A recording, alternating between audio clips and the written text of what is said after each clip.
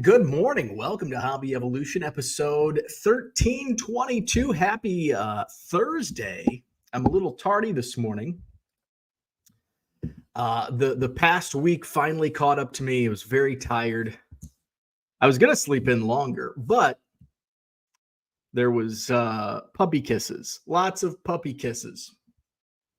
I don't think it was good morning, Dad, I love you kisses. It was, hey, Dad, wake the fuck up. I got to go potty.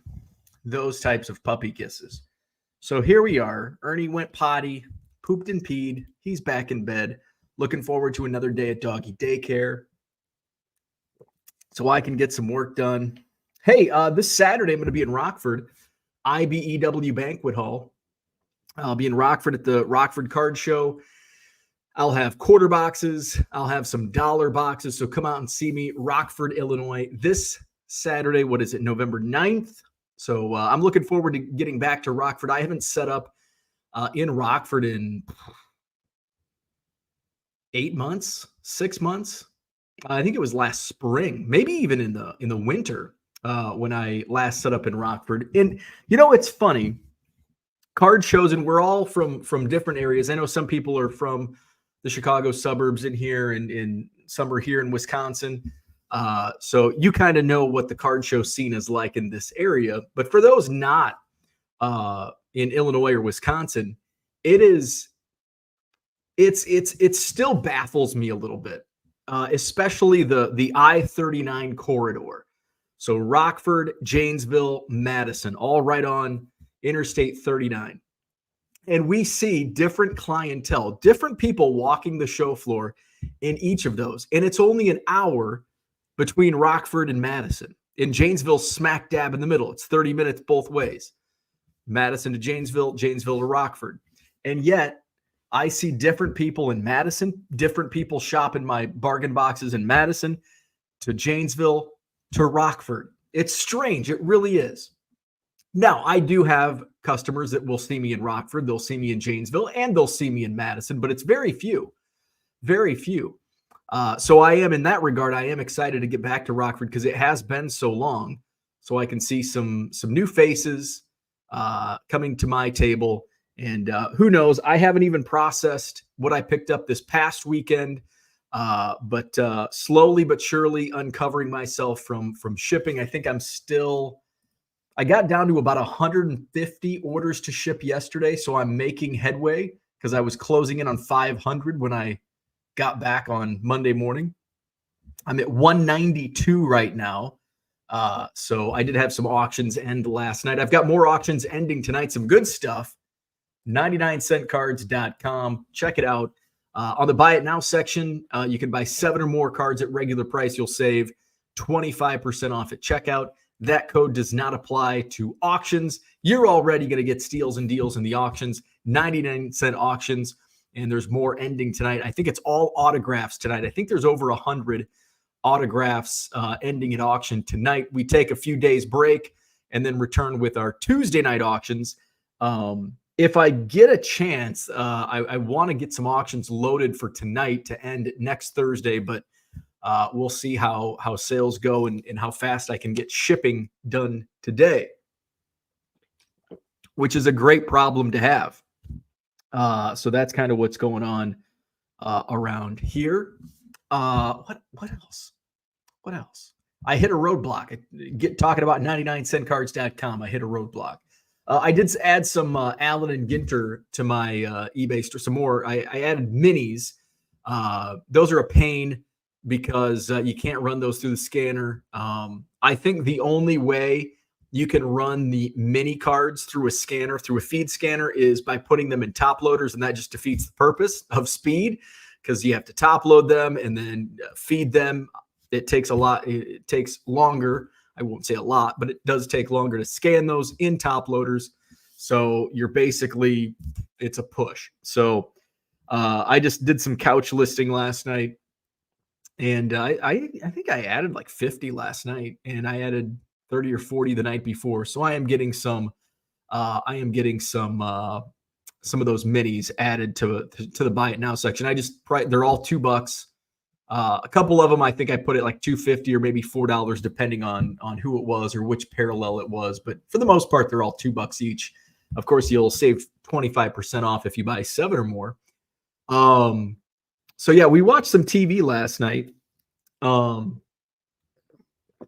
It was one of those nights where there was like nothing on that we wanted to watch. Isn't it funny? Like, I grew up in a non-cable household.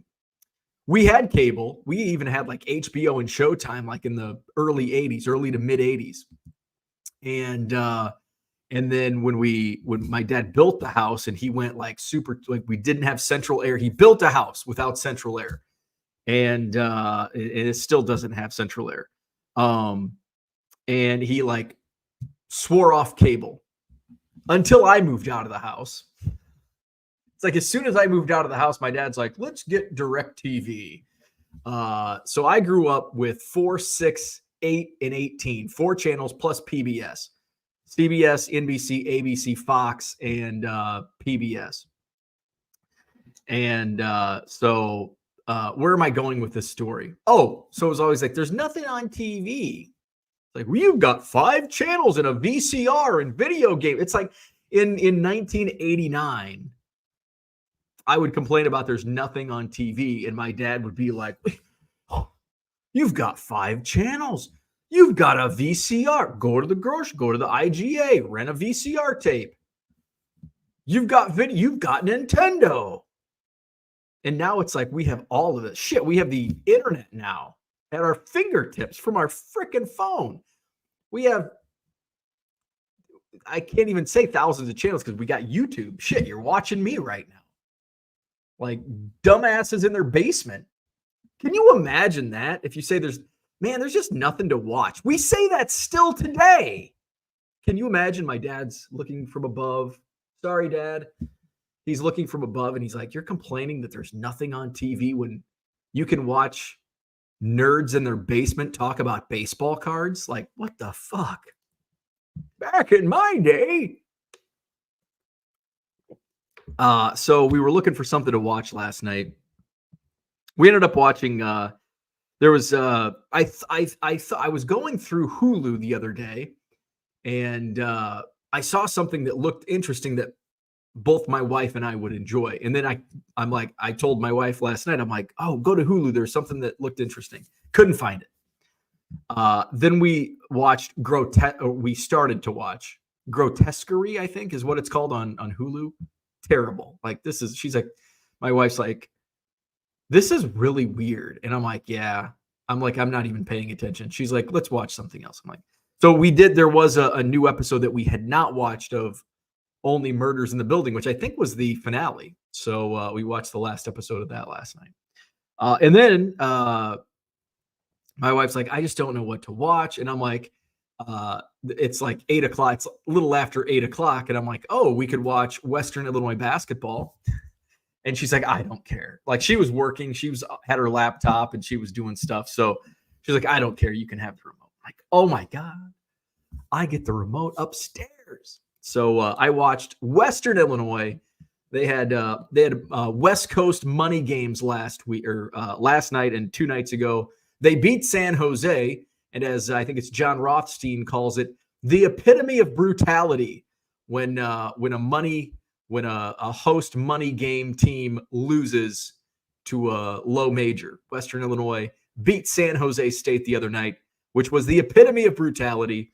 And played well against Pepperdine, but man, Western just they need some rebounding. But I remember last year watching the first couple of games they played. I think it was Stephen F. Austin or Sam Houston State, and it was one of those Texas teams. And I'm like, man, this is going to be a rough year for the Leathernecks. And all of a sudden, they like fucking turned it on, and I think they're gonna do well in the OVC. They play in the Ohio Valley Conference. They could go dancing for the first time. I thought last year, I'm like, they could do it. I'd love to see it. We'll see. I don't know. Since I'm going to spring training. I was at spring training like when the first 2 rounds took place, or I might have been home. I think I got home like that Wednesday, and then the first round started Thursday. So it was because it was back to back. It's like, oh, I could fly straight from Phoenix to wherever Western would play in the NCAAs, and I'm like, I don't know if that would fly. But now there's about a week difference, a week and a half difference between my return from spring training and when the first round of the NCAA tournament. So if the Leathernecks make the NCAA tournament for the first time in program history, I'd like to be there. So they played Pepperdine last night. They ended up losing by, I think, 12 points. I think it was a 6-point spread. So they failed. Or Pepperdine, I guess. Pepperdine covered the spread. But they looked good. They had some poor shooting, which I'm not surprised. Like to go 1 out of 2 in California as a low major, that's a win. Like that's a big win. And to compete with Pepperdine at their place, second game of the season, they call those moral victories, which are still losses, but at least you can hold your head up high. I don't know who they play. I think they come back. Oh, they come back home and play. They said it on the broadcast last night. Green Bay, Wisconsin, Green Bay, sometime next week. So I Google. It's interesting. I enjoy, like, one of my pastimes as I'm watching TV. I Google like the actors and actresses, like, oh, what else have they been? They look familiar. What else have they been in? I also do that on like past, like, oh, who's the Ed Schilling is the head coach at Pepperdine, first year at Pepperdine, and I'm like, oh, and since I have kind of a college basketball background working in college hoops, I'm interested to see, oh, he was on staff at, wherever. So Ed Schilling has quite the interesting coaching background. He was on staff at, he was the head coach of the McDonald's All-America game in 1991, and he was the youngest coach ever of the McDonald's All-America game.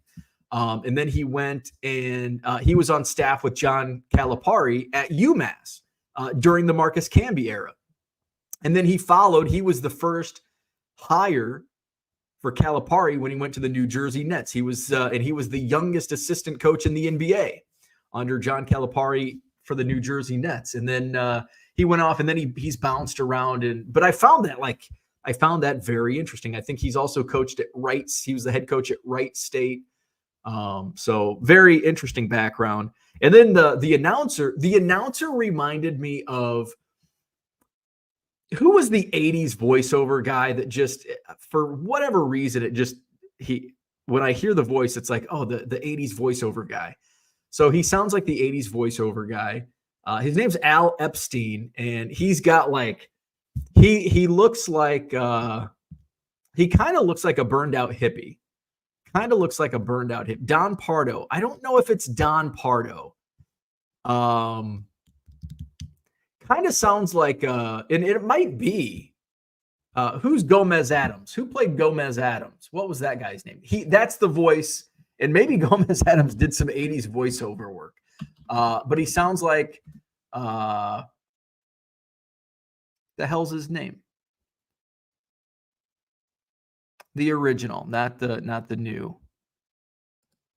Gomez Adams. This guy, John Aston. Okay, so he sounds like John Aston. Thank you, Mark Marinello. Thank you, John Keating. He sounds like John Aston. Christian, John Aston. That's who he sounds like. His name's Al Epstein, and he's been at Pepperdine for like 40 some years. I couldn't. Is John Aston, is Sean Aston's dad? What? Is this for real? And if it is, how am I just now knowing this? Holy fucking shit. I did not know Gomez Adams was Sean Aston's dad. Adopted father. Dad. His mom is Patty Duke. No shit. Wow. I had no idea.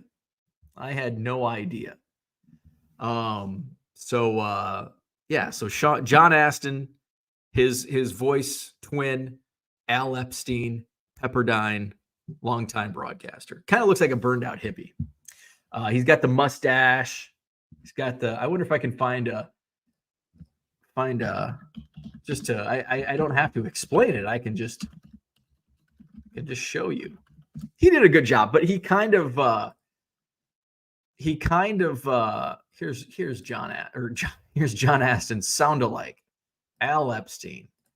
He looks old. This is like this photo is probably like 30 years old because he looks older than that now. But that's Al Epstein in the Pepperdine Athletic Hall of Fame, class of 2015 as a broadcaster. So yeah, I was watching that. Pepperdine and Western Illinois last night on ESPN Plus. Let's go to the chat. We don't have any when do we have topics on this show? So no topic Thursday. I could do a little show and tell. I forgot to show and tell, and I do want to do that. I do want to show and tell some of the stuff I picked up at the card shop in Oklahoma City on Sunday.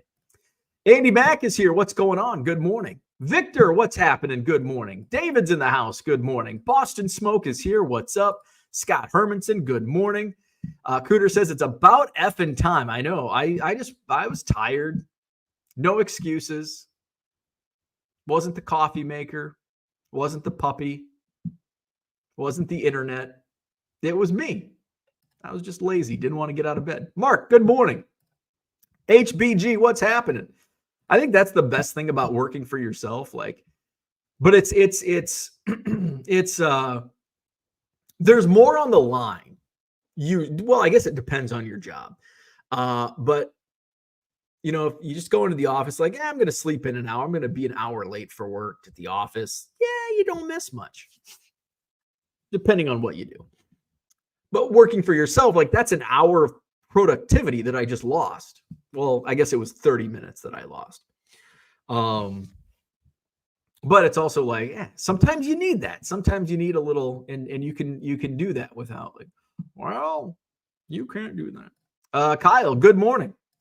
Brian's in the house. He says, my day doesn't start until Bo starts. I'm now late. Good morning. That's what happens. Sometimes that happens. Brian, what's going on? Good morning. Peter's in the house. Good morning. John says, I imagine Bo doing his hair and then trying to slip that sweatshirt on like a lineman putting his jersey on over his shoulder pads. That's that's mostly truth. Yeah. Because I do put my hair and then I put my shirt on afterwards. You could say, why don't you just put your shirt on and then do your hair? It's because I don't really give a damn about my hair. People are like, how much time do you spend on your hair? 2 seconds, maybe 3, because I gotta squeeze the little gel out, rub it, and then that's about it. It's 2 motions to do this hair. John says, speaking of shoulder pads, Oak Tree had some great blazer with shoulder pads back in the day. Very dangerous in elevators. Does Kohl's Cash still apply to auctions? Zach says, my subscription for Hobby Evolution went up. What the hell? I thought my gold level membership was grandfathered in. Auctions are ruining hey, auctions are ruining everything. Brian says, what if you had a smaller feed tray for minis? No, would not work. Because it's not the tray that's preventing the minis. It's the actual, it's like the interior of the scanner. It's like the rollers. So they're just too small for the rollers. Should leave that open so I can, it's been a while since I don't think I've wiped it down in a week. Let's see. Tracy's here. Good morning. John says, although that's something I could pass on to Don over at Rico and be like, hey, just by the way, is there any way that you could finagle the rollers a little smaller? I don't know if that would affect the regular size cards. So that's way above my knowledge base. Did your dad wrap the house in tinfoil to avoid government snooping? No, but I will tell you what my dad did do with foil. with tinfoil. So we had a bird problem. Like, can you imagine? Like, oh my God. So not only, I'm going to get into this. So it's not like we lived out on the farm. We didn't live out in the country. Not only did we live in town, we lived right on US Route 6. Not only that, we were at the intersection of US Route 6 and where you made the turn to go down to the high school and the grade school. So it's like everybody drives by our house. So when your dad has an engineering mind and is also cheap, he does some weird things that raise a lot of questions among your peers at school, such as, why do you have tinfoil pie pans strung all around your house? And I think it might have been like conspiracy. I think eventually I got tired of it. It's like, oh, sending messages to aliens or something. So the reason he did that, so seriously, like every like 5 feet on the underside of the overhang of the roof, my dad used string and tied pie pans, like those aluminum pie pans, underneath because of the birds. Birds would get up and nest, in the overhang, and he didn't want that. So instead, he spent probably an entire day and bought a case of pie pans. And I've got these fucking pie pans. Next time I'm home, I've got to find a picture to show you what it looks like and how ridiculous it looked. The other time was, and I think I've shared this story before, where we lived on the edge of town, right on US Route 6. So a lot of times, cars, trucks, and semis would get off the interstate. So Interstate 80 ran about a mile north, just on the north edge of Anawan. And so trucks, cars, they'd get off and get gas, and then they'd get, I don't know how, but because the interstate, you're like right there, like if you're pulling out of the gas station, it's like, oh, it's turn left. They'd turn right, and then like, oh, which way do we go? And they'd turn right. They'd go through downtown, and then all of a sudden they say, oh, we went the wrong way, and they'd turn around. They'd use our driveway, and then they'd whip a shitty, is what we called it. They'd whip a shitty. And where the highway, so this is back, in the 80s. So instead of like repaving the road, they would just put like new stuff. So like the highway was like elevated because there were so many layers of asphalt and whatever else they used. So, and then it would chunk off, especially if a semi would whip a shitty, it'd chunk off. And so we'd always have these large chunks of asphalt at the edge of our driveway. So my dad finally had enough. And much like his ingenuity with the pie pans on the roof overhang, he took all of these chunks of asphalt, piled them up on the side of the road, and put a cross in the center. So people thought like it's like an accident site where somebody died. I told people, because I was 10 years old probably.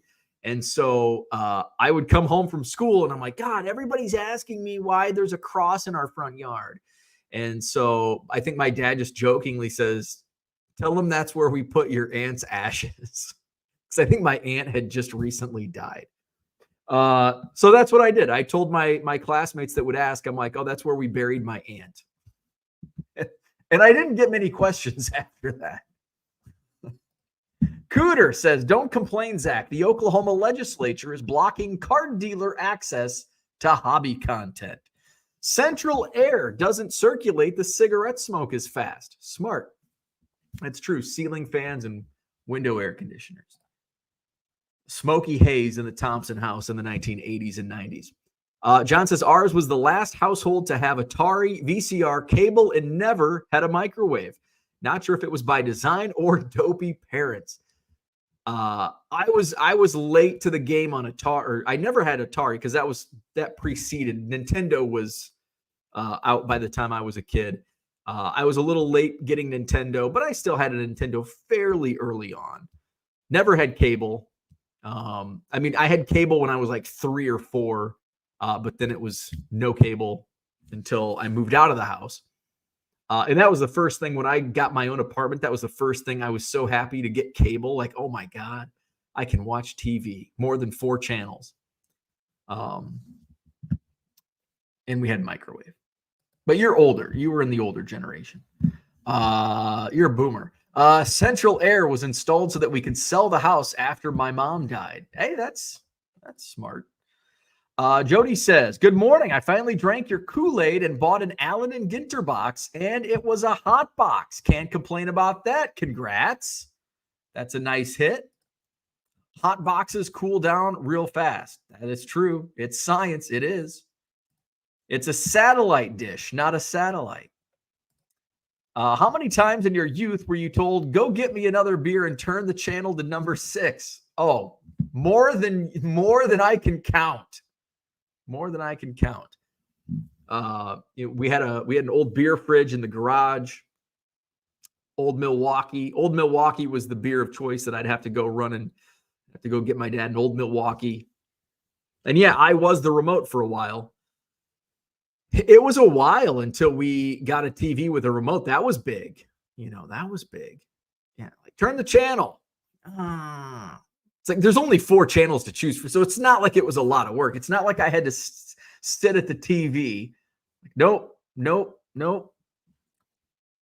But yes, I was the remote and I was the beer bitch. Hot boxes only stay hot in hot environments. The hobby isn't conducive to maintaining heat. There's always the next big thing. Stadium clubs out. So people are giddy about Stadium Club, and Allen and Ginter now an afterthought. Mark says cable was awesome in the late 70s and early 80s. I grew up in Queens. We got all the local channels plus Boston and Philly channels. Saw lots of Sox and Phils games. Very nice. Sometimes we had my dad put this giant antenna on the top of the house with a rotator that moved the antenna. And on a good night, we could get WGN. Woo, that was big. That was big time. Sometimes it was usually only in the morning and only at night. So sometimes I was able to watch Bozo in the morning. John says Mark got Prism, which turned naughty late night. Oh. Brian says, my uncle told me my name stood for beer jockey. So yeah, I've done the beer run. Love it. Unicorn Cupcake says, I'll never forget those scrambled channels, but you could tell they were showing boobs. Great times before the internet. Oh yeah. Skinamax. I remember the old rotating cable when I was like 5. And yeah, you get to Cinemax. Skinamax. Saturday nights. I see a boob. Need to get Bo a Kid and Play shirt. Is that a hair joke? Kevin Hawthorne, what's going on? Good morning. Mark says, you bet, John, along with the squiggly lines. There it is, Cinemax. Jeff Wilson's show shows plenty of boobs. Different kind. Brian says, John wins comment of the day. Cooter says, I folded index card inserted properly in an early cable box could unscramble those channels, so I've been told. Interesting. I did not know that. The old D-Scrambler. They made D-Scramblers, didn't they? John says, my friend's daughter starts for Pepperdine soccer. Seems like not a lot of schooling gets done at a place like Pepperdine. I would imagine not. I mean, I'm fortunate to have gone to Western Illinois because there was not many distractions in Macomb. But a place like Malibu, I could have easily got distracted. Zach says, does anyone have a lead on a giant inflatable rat? I'm getting ready for January and Bo's show increases. Unicorn Cupcake says, I love their cakes. Probably going to start auctioning tables to the highest bidder at this rate. That's actually a thing. Like not an actual auction, but there's been in the past where people would like, I want 6 tables and they would resell them for higher. That happens. That happens and has happened at the Madison Card Show. I try to prevent that. That's why it's like, I want 8 tables. No, you're not getting 8 tables. There we go. John Aston was the name I was looking for. Zach says, Unicorn nailed it. Commerce, baby. John says, give the point to me. Hey, tomorrow we'll play Name That Player. Rudy's dad, I did not know that. Don't worry, Zach, your table cost will be offset by the free gasoline and groceries we were all promised come January. Adopted father to Sean Astin. Mom is Patty Duke. That point goes to Christian. Mark says, when I lived in an apartment building, my doorman looked like Lurch. That's kind of scary. Rudy was offsides. Rudy was no Vince Papali.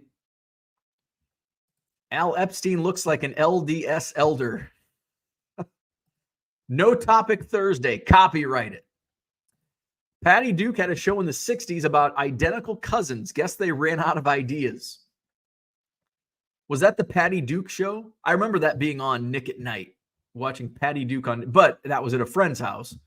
That was the best. That was the best part about being a non-cable household, is spending a weekend at your friend's house that had cable. It's like, I remember staying at my buddy Scott's house, and he couldn't watch Beavis and Butthead, and his parents were out to dinner or something. It was just us. I'm like, let's watch Beavis and Butthead. He's like, no, my parents won't let me. I'm like, your parents aren't here. Let's watch Beavis and Butthead. I was that kid. I was the bad influence. His mom to this day will not let him go out with me on Christmas Eve. We're in our 40s now because of a college incident where we may or may not have ended up in a gentleman's club on Christmas Eve and came home at 5 a.m. Christmas morning. That may or may not have happened. So take that, Mrs. S. You thought Beavis and Butthead was bad? Just wait till we're in college. Red Light 34, what's happening? Good morning. Good morning, Mr. Archer. Unicorn Cupcake says, I bought unused Final Four 2015 tickets for $12. Not sure why. Bo has given me auction FOMO. I love it. Hey, check out my auctions tonight. 99centcards.com. Stukes here. What's going on? Good morning. Brian says, this show has gone to the birds and I love it. That's what we do on No Topic Thursday. Unicorn Cupcake says a BB gun would have been more efficient than the pie pants. I know, right? That's what I'm saying. And my dad was a gun collector. I don't think his SKS would have been the right choice, but I'm sure there was a BB gun in there. Cooter says, hang some pie pans around your house. Your wife will love it. Right. It's the damn birds. Yeah. I need to put pie pans out my window. I've got 1, 2, 3, 4. I have 5 fucking bird nests. There might be another one on the other edge underneath my deck. I need to put some pie pans. Salute to Dad. He'd be happy. He'd be proud. Your dad sounds like a mild version of Michael Douglas in Falling Down. There may be some truth to that. Dan's here. What's going on? Brian says, okay, Dad engineering story. Springs broke in a big armchair. Dad's solution stuffed the empty space where springs were with empty soda bottles. So every time you sat down, you heard a crunch. I love dad engineering. My neighbor's house when I lived in Macomb. And of course, my dad he built the house I grew up in. And he was like self-taught. Like he dropped out of school in like 9th grade. But he built houses and did all that shit that I have a hammer and 2 screwdrivers. And so he'd always, when he walked into houses, he'd always inspect, and then he would judge the contractor's work. Like they shouldn't have done that. Like, nah, they should. And then like my uncle would come in or my brother would be like, and he's like, oh yeah. See, what they should have done is it shouldn't be a Y, it should be a T, right? Oh, and that. Oh, they got to patch that up, right? And that's how I grew up. So my dad's always checking things out. So we're sitting on the porch of my house in Macomb. And all of a sudden, something catches his eye. I'm like, what the hell are you looking at? He's looking at my neighbor's house. And at the corner of the roof, looks like it's patched up. I don't notice it because I don't notice these things. I have a hammer and 2 screwdrivers. The hell. So he goes and he gets up.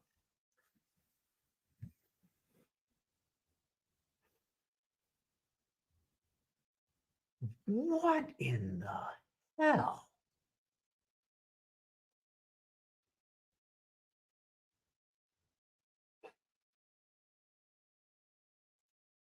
It's a coffee can. There was a fucking coffee can in the, like it was bondoed into the roof, a Folgers coffee can. Now that's some dad engineering. That's like below my dad's dad engineering. So that was dad. My neighbor was the first to get a color TV. We gathered there to watch an episode of Batman. Very cool. Very cool. Dan says those are all $15 boxes in that comment I made in the Twitter group. There's nothing in that crap. Go look on eBay, man. 1990. Look at eBay. And I didn't believe this myself. The one thing, so Dan in one of our group chats sent a post from some Facebook group where there was five junk wax era wax boxes for like $140. And it's like, that's actually a reasonable price. It might actually be under comps. And that's one thing that stood the test of COVID. Junk wax boxes. Now, complete sets are still worthless, but wax boxes from the junk wax era actually sell for decent money. Let's go check. I'll show you. In 1990 tops, and I'll tell you, actually, during the boom, I was at our old LCS that closed. He still has like garage sales. And he had a 1990 Topps wax box for $50. And I'm like, that's ridiculous. And I go home and look it up and I'm like, fuck, sure enough, that's what they sell for. And I had a couple of them I sold for like $40, $50. So here, 1990 Topps. There's old Al Epstein again. Let's share this screen here. So there you go. 1990 Topps sold for $80 shipped. There's one that sold for $81 shipped. 100, 60. So actually I think I said 50 to 75. That one's wrapped, so it's going to command a little bit of a premium. This one's beat to hell, and look at that. Still sold for $40 at auction. And it's still sold for $40. What else was in there? I think 88 Donruss was in there. 1988 Donruss box. Now, I know I wouldn't pay this type of money, but people do. So here's one that's sold for about 25. So 88 Donruss goes for about $25.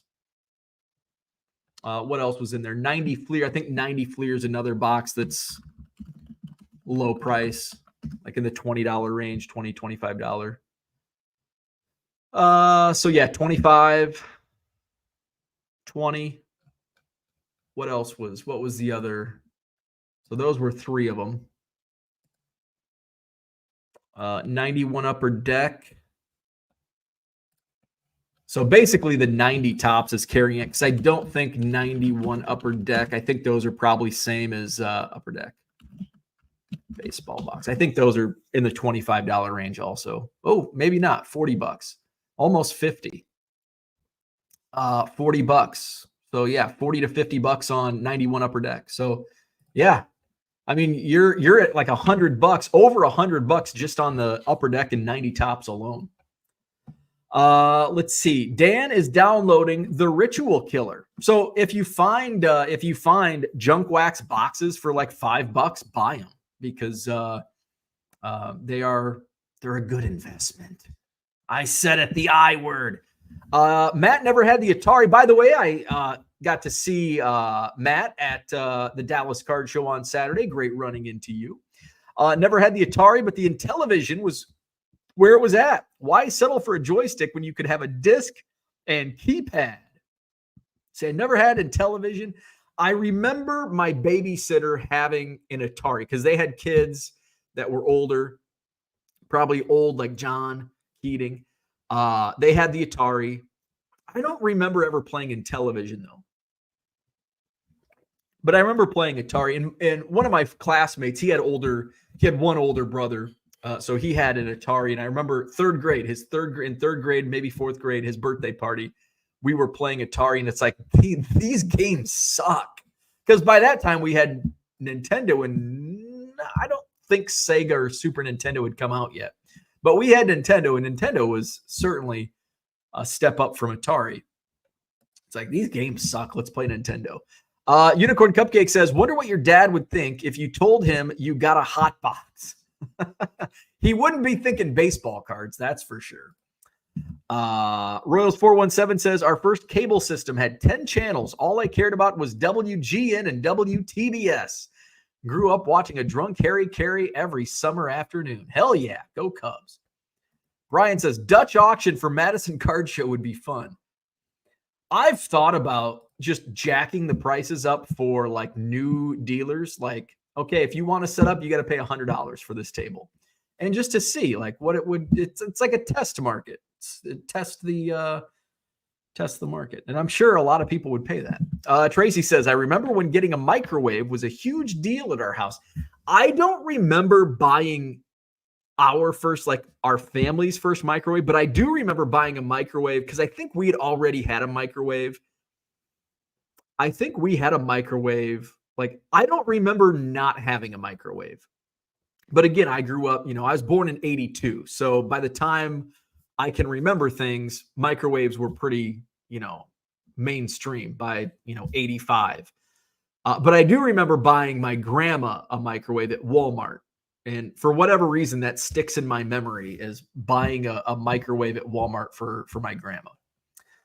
Raphael says, is the Allen and Ginter checklist in Car Dealer Pro yet? I don't think so. It was not as of yesterday morning, which is kind of disappointing. It's been a week, but I don't think so. Brian says, explains why you married a realtor. Yep. My wife, we're doing the house stuff, and my dad would be disappointed because my wife knows a lot more than me when it comes to house stuff. I just sell baseball cards. Kyle says, always love when your dad comes up on Hobby Evolution. All my heroes are serious dudes like him, a lost generation. Absolutely. Troy, what's happening? Good morning. Unicorn Cupcake says, I'm always looking for a cheap case of 1991 Donruss, but refuse to pay the shipping. They are like, some of those products are like $15-$20, but you tack on $10 to $15 shipping, and it's like, I don't want to pay $30 to $40 for one of these. I did buy I paid $20 for a 91 Upper Deck football wax box, which is probably a good price. I still have 91 Upper Deck. What's the going rate for an Upper Deck football box? And that was nostalgia because that was the first hobby box I ever opened. So they're cheaper. The football Upper Deck is cheaper than baseball. So about $30 shipped. One went at auction for $11. Ouch. 99 cents it sold for a box plus $10 shipping. A 2-box lot went for $50. So yeah, it looks like about $20-$25. So, and I don't know why that's so cheap. Cheaper than baseball. Although I guess the baseball, is that the Reggie Jackson potential autographs in those boxes? I don't know. Brian says, I'm no engineer, but methinks if you tinker with the rollers, you can do batches of minis, maybe have a roller set just for mini cards. Yeah, I don't know. I'm no engineer, and I don't want to fuck with my scanner. Dan says, I don't care what suckers are paying. It's laughable how dumb people are. Well, that's the market. That's the market. It is what it is. I would do like 10 to 15 on those Topps boxes. Yeah, that's what I would not. I get it. Like, I wouldn't pay that, but people do. So that's where the market is. And it's just like, is a boxes of Bowman, what's dumber? A box of Bowman for $400 or a box of 1990 Topps for $50? I think it's equally dumb. At least there's more upside in a Bowman box. Like, you could actually pull a card that pays for the box. You can't do that in 90 tops. I guess if you get the Frank Thomas no name, but what are the odds of that? Yeah, I would pay 10 to 15 on those tops boxes, and I'd buy a whole bunch of them. And then I'd sell them for 50. That's what I'd do. JG, what's going on? Good morning. Where are we at? Who's in your? I'm looking at your Funko Pop. Is that Eddie Van Halen? Eddie Van Halen. Mark says, Bo, me, and John prefer mature. Dan says, oh, not old, but mature. I remember enjoying a baseball game on the Atari 2600 and a horse racing game on Intellivision. Intellivision's just a great name. Intellivision.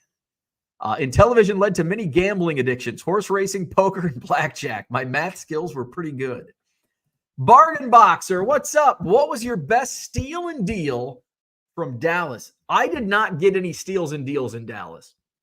My best deals were at the card shops. I bought a whole bunch of 86 Fleer basketball for $5 a piece. Which isn't a steal, because they sell for 7 to 10. A couple of those might go for 15. I haven't really processed a lot of like dollar cards that I'll be able to sell for like 3 to 5. So not like small margin, not many steals and deals in Dallas. Jody says Allen and Ginter is up in Card Dealer Pro now. Oh, excellent. I do have a batch of inserts, and I've got a couple batch of basically I'm down to inserts and minis. Those were the last things. It's like I'll get to them when I get to them. Unicorn Cupcake says I think 91 had Montana autographs. I don't think 91 had Montana autographs. They had the Montana inserts, but I don't think there was a chance at autographs. No autographs. JG says, yes, it is EVH. JG, new to you. Oh, welcome. Oh, Eddie Van Halen. Yeah. Welcome. Appreciate you joining. Johnny M says, good morning. I'm a bit late. Been playing Fortnite with my buddies. I'm just a 64-year-old kid. Hey, nothing wrong with that. I still play NBA Jam and Tecmo Super Bowl. So speaking of steals and deals, I want to show off some, this is what I bought at the card shop in Oklahoma City. Filled this damn box. These were dollar boxes, and I shared a picture. If you're not on Twitter, let me see if I can find my Twitter photo, and I'll show you. That's what I need to do. If I need so I don't have to show my phone, just put it on the internet, just tweet it out. Here's a photo. Oh, that's where are we at? Kirby's World. So this was, I'm going to share this screen over here. So these are all dollar. Hey, there's Merle. Merle replied. JG likes this early morning stream. Welcome. We do it every morning, almost every morning. We'll skip Saturday because I'll be at the Rockford Card Show in Rockford, Illinois. But we do this every morning, 7 a.m., unless I'm late like today. It started at 7:30. So these were all dollar boxes, with the exception of the top shelf is all like wax. But these are all like to the right. That's all baseball. And then on the right-hand side, the first two shelving units were all baseball. Everything on the floor is baseball. The back right corner was miscellaneous, a lot of non-sport. There was a ton of like old Star Wars, old Rocky 2. Like I enjoyed going through it, but it's not a fast sell on some of that stuff. So I skipped most of the non-sport. I did pick up some wrestling and some other stuff. Straight back, the very back shelf, that's all football. Here on the near left side, this is all basketball. I think the first two shelving units are basketball. There was basically, Kyle, there was a whole shelf of NASCAR, and then there was wrestling, not UFC, non-sport. But I did not, again, it was $1 a card. But if you bought like 400 or more cards, it went down to 50 cents. So of course I filled this box, so I got it down to 50 cents. I pretty much bought, these are all vintage football. A lot of, I think these are 69s, some 70s, Doug Buffon.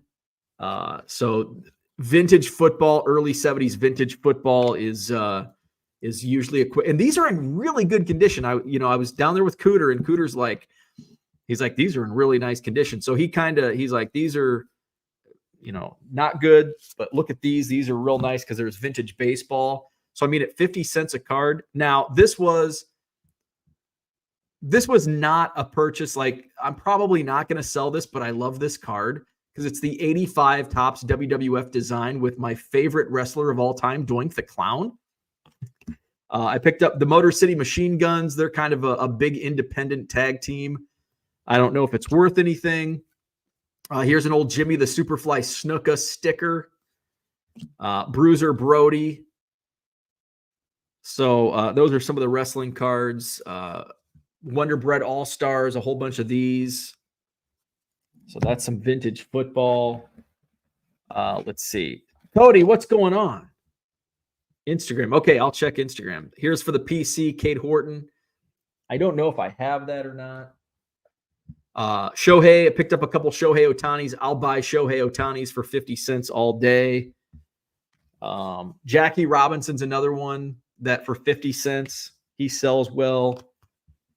Picked up some Aaron Judge. I got some Peytons, these Upper Deck Peytons. Tom Brady at 50 cents, easy money, even score. So I picked up a ton of Tom Brady. There were some Mahomes. I can flip the Mahomes to a local buyer for 75 cents a card. So that's just easy money. More Peytons, more Brady's, Mahomes. Some Jaden Reed rookies. Spellbounds. These go for buy it now, $2 to $3. Another Spellbound, Matt Stafford. Man, I bought a ton of Brady and Mahomes, and now I'm happy. I went through some basketball looking for Jordan. There wasn't many. There was these, and these are not like Jordan's on the card, but these are good for my lots because I can put a couple of those in there with like good stuff, and it just kind of pads the number to get up to 50 cards. There's my secret. Andy, what's going on? Surpassed 10,000 listings last night. Congrats. That is a huge, huge milestone. A couple of game cards. I love the Gene Klein 72 Topps, the Funkadelic printing. Those sell really well. 80s oddball stuff, especially like a guy like Hank Aaron. This is easy. I was picking up 63 Tony Taylor, 50 cents a card on these. Picked up a ton of 71s. What's funny about these 71s, look at the back. They're from Dean's Cards. And I bet they paid a lot more than 50 cents for these from Dean's Cards because he's like the highest priced. Actually, I could probably go to Dean's Cards and let's do a little experiment. So that's just an example, like a ton of, like most of these are vintage baseball. This is a refractor, Pat Borders. Topps finest, you can kind of tell. This is a case chase. Cooter's like, I don't know, this might be something. I think it sells for like $5. It's Brian Hunter. So not a big name, but still something cool. Jeters, picking those up for 50 cents. Mostly vintage. Bobby Witt Jr. Here's another PC pickup. Bill Buckner Prism Refractor. So let's go to Dean's Cards. Oh, another PC, Pete Crow Armstrong. So that's what I loved about these boxes were a lot of vintage. Like I want to go back. Oh, Pogs. Look at that. Jordan Pogs. So I'll probably lot the Pogs up. Upper Deck Pogs. There were probably about 10. I want to go to Dean's Cards and see what these comp out for on his eBay. How about this? A still sealed Mother's Cookies Ken Griffey Jr. from 1991. You can't pass that up for 50 cents. So this was a fun buy. This was a fun buy. Here's another PC pickup, Nick Madrigal die cut insert, more Pogs, some Otanis and Jeters. Here's a Ken Griffey Jr. magnet. Bo Jackson, unlicensed White Sox card. The Motor City Machine Guns are in the WWE. Wow, I did not realize that. Wow, this is an even better buy then, I guess. Orlando, what's up? I'd never seen these before. They're in the design of 69 Tops. Robin Roberts, Yankees. These are from 1986. Casey Stengel and Yaz. I think I have a bunch of Billy Williams of those.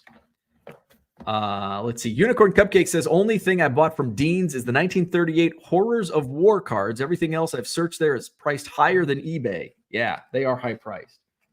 Here's some more wrestling. An early Drew McIntyre card. Big E. Early Big E Langston card. Here's a Coco Beware sticker. Oh, that's from 2012. I thought this was original. It's an... Here's AJ Styles artist card. Oh, picked up another Drew McIntyre. These, I don't know how they sell, but this is nostalgia. Nostalgia right here. Cooter says 200 cards is the 50-cent break and you get a free tornado warning. Yeah, so we had to leave early because of a tornado warning. How about that for the authentic Oklahoma experience? These are like super nostalgic for me. This was when I was getting into wrestling big time as a teenager. IRS, The Dirtiest Dozen, well done.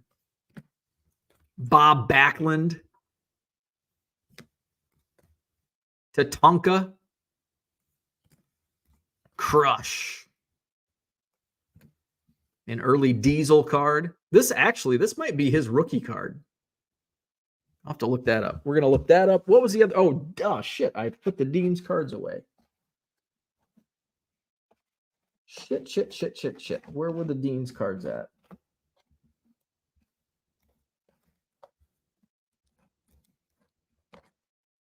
Okay, here they are. Okay. All right, so we're going to look up Diesel. Head Shrinkers. The Heavenly Bodies. The Smokin' Guns. Jim the Anvil Neidhart, King Mabel, and Duke the Dumpster Drosy. You can also buy Bitcoin on the 25-cent aisle. I missed the Bitcoin machine. Unicorn Cupcake says, may I ask why you are not getting your wrestling cards autographed? I'd bet these guys would sign for free or like $5 CTM. You know, that's a good question. I don't know the answer, but that's a good... I'm going to go to sportscollectors.net. Sportscollectors.net, and we'll see who signs wrestling. I used to have a subscription to this. You can look at like the last 2 weeks for free. But if there's a bunch of like these 90s wrestlers that sign for free, a lot of them are doing the wrestling cons, and so they're charging. Let's see, things by mail and addresses. Oh, can we look at the last 2 weeks? Oh man, I don't even know my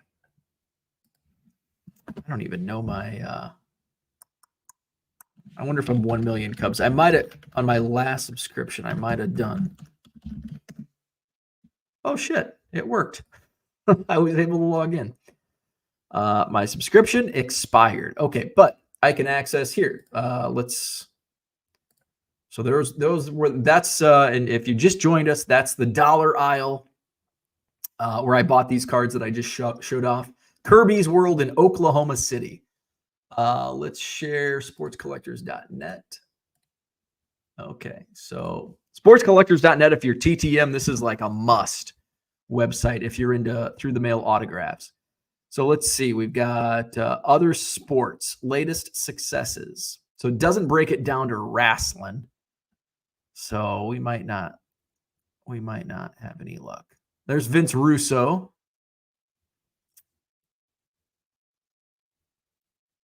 I don't know. Maybe I'll throw some money on a subscription. I'm probably throwing my $15 away because am I going to actually use it? The few wrestling. Actually, I probably do have quite a few wrestling cards. But that's a good idea. I like that idea. Because it would be kind of cool. Okay. All right. So let's look at Dean's cards. Let's go share this screen. Let's see. Dean's cards. Dean's cards. We need a user. How the hell do you do a user search? Let's go to help. User search. Advanced search. Oh, okay. So it's just advanced search. So let's look up Gene Alley. Advance. Where's advance? Oh, here it is. All right. There we go. By seller. Here we go. By seller. Oh, that doesn't work. All right. So let's just find an item. Find stores.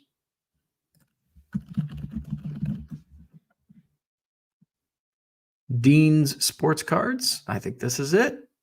Boom, we're there. Okay, so let's look up 1971 Topps. Gene Alley. And this was a Dean's Card 6. So he's got a 6.5 priced at $10.50 plus shipping. Here's a 6, $7.75 plus $4.99 shipping. So I could price this at $10. Is it going to sell? Maybe, maybe not. But I've got the Deans on the back. Let's look up Billy Canigliaro. He's a 5. Canigliaro. Oh, this is Billy, not Tony. Billy, a 7 is $8.25. This is a 5, though. There's Tony. There's Billy. A 6. Ooh, $2.85 on the 6. All right, but still better than 50 cents. All right, let's look up Milt May. This is a rookie card. Pirates rookies, and this is a 6. Okay, 8, 7s, 5, 6, $3.50. Okay.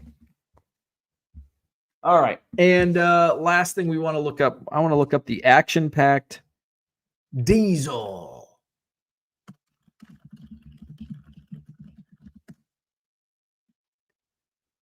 Oh, that's a cool card.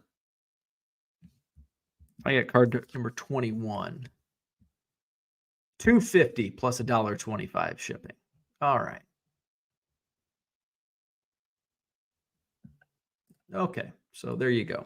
So that's what some of the things I picked up at Kirby's World, Oklahoma City.